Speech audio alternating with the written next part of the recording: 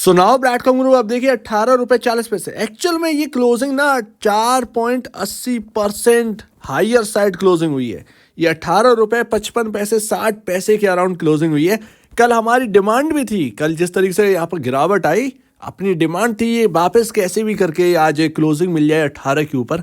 आज वही होता दिखाए, हम वापस पैटर्न के अंदर एंटर करते हुए नजर आए। ये एक अच्छी बात है। भले ही यहाँ पर हम थोड़े दिन और यहाँ पर बिता लें, बट पैटर्न के अंदर रहना इंपॉर्टेंट। तो अभी आज का एक्शन ना ये थोड़ा सा यहाँ पर सहूलियत देते हुए नजर आ रहा है ये स्टॉक, और 2.72 करोड़ नंबर ऑफ शेयर्स में काम हो चुका है। वॉल्यूम है आज का अच्छा खासा वॉल्यूम है, और 18 रुपये 80 पैसे का हाई था, उसके लगभग पास में ही क्लोजिंग है।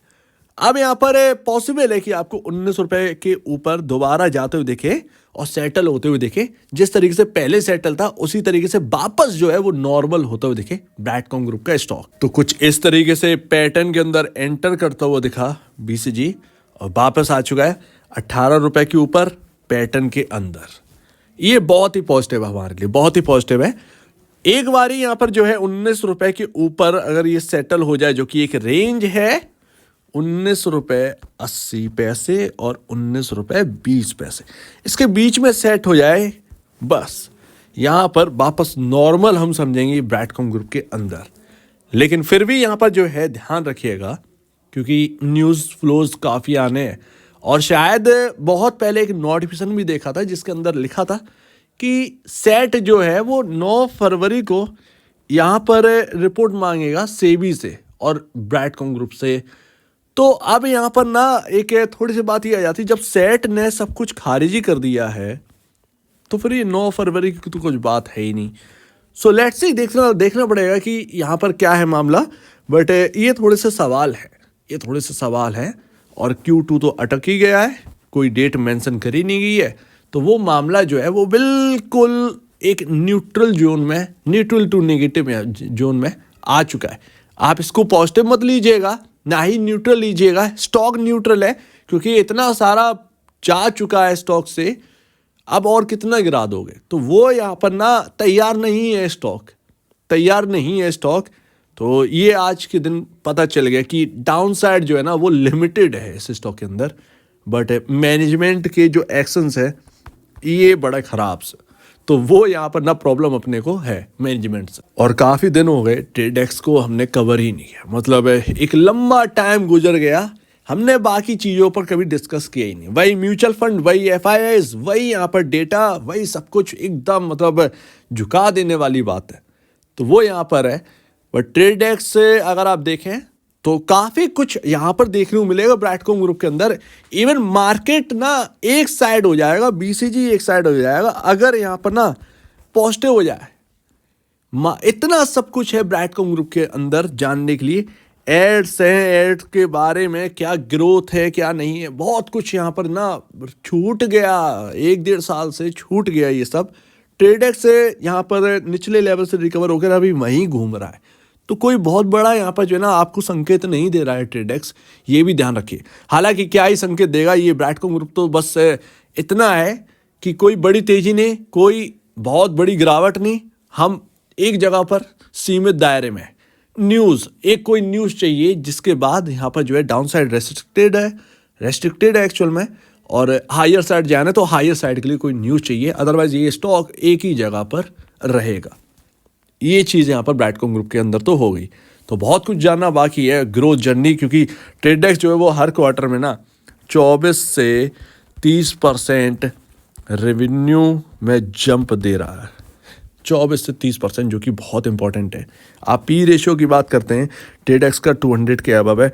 भाई ग्रोथ देखिए, और प्रॉफिटेबिलिटी में थोड़ा सा उतार चढ़ाव है ट्रेडेक्स में। ब्रैडकॉम ग्रुप के अंदर वो नहीं देखने को मिलता है, ट्रेडेक्स के अंदर है। बट लोग ये मान के एक्सपेक्ट कर रहे हैं कि ये प्रॉफिटेबिलिटी भी ना स्टेबल हो जाएगी एक टाइम पर, क्योंकि ग्रोथ जो है ना वो इस कंपनी के अंदर लगातार है। तो उसके लिए लोग हाई पे करने के लिए तैयार, वो यहाँ पर इंपॉर्टेंट है। और एक सबसे शॉकिंग बात, बर्टोज एडवर्टाइजिंग लिमिटेड 793 800 का हाई। शंकर शर्मा की इसके अंदर खरीदारी थी लमसम कुछ 130 के अराउंड। वहां से अगर आप देखेंगे तो मल्टी टाइम पैसा यहाँ पर बन चुका है। जी हाँ, संजय शर्मा ने वर्टोज एडवर्टाइजिंग में भी पैसा लगाया था और उनका पैसा यहाँ पर बनते हुए दिख रहा है वर्टोज के अंदर। ब्रैडकॉम ग्रुप में तो यहाँ पर जो है ना बिल्कुल ही लेने के देने पड़ गए हैं। ये यहाँ पर है तो वर्टोज यहाँ पर मल्टी बैगर हो गया है, 8 गुना यहाँ पर हो गया है।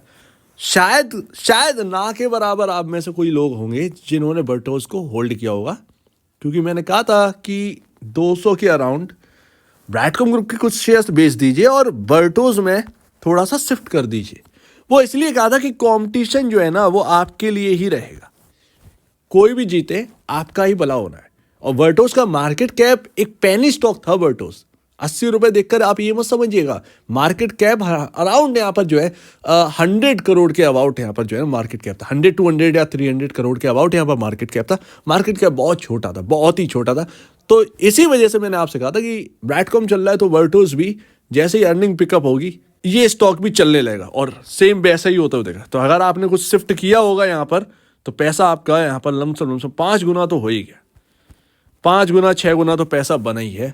वर्टोज एडवर्टाइजिंग के अंदर लगातार प्रॉफिटेबिलिटी यहाँ पर बनी हुई है। और मार्केट कैप सुनकर आप हैरान हो जाएंगे, मार्केट कैप कितना होगा अब 1200-1300 करोड़ के अराउंड मार्केट कैप है। इतना छोटा मार्केट कैप है, ग्रोथ लगातार है। सो दैट ये है। एंड लास्ट कहने को तो कुछ भी नहीं है, बट यहाँ पर मैं फिर भी यही कहूँगा कि कुछ भी हो जाए अपना जो नया न्यू इन्वेस्टमेंट है किसी को एवरेज करना है ना, आप छोड़ दीजिए, ज़्यादा बेहतर है। अगर आपने बहुत हायर साइड बाई कर रखा है जैसे कि 80 या 50 के एवब जितना भी अगर आपने बाई कर रखा है, अगर आपको लगता है कि आपको एवरेज करना चाहिए नई खरीदारी करके, आपका प्राइस को नीचे लाना चाहिए, तो फिर आप यहाँ पर जो है डिसीजन लीजिए। अदरवाइज ऐसा नहीं सोचिएगा कि यार यही सब कुछ है अब मेरे लिए और मैं यहीं पैसा लगा दूंगा, ये बिल्कुल मत सोचिएगा। ये पुराने निवेशक से मैं कह रहा हूं, नए निवेशक प्राइस देखकर अंधा पैसा मत लगा देना, क्योंकि बात मैनेजमेंट की है। भुगत रहे हैं सभी लोग मैनेजमेंट की वजह से, क्योंकि मैनेजमेंट किस तरीके का प्रेशर बनाने का सोच रहा है कुछ अभी तक समझ ही नहीं आ रहा है।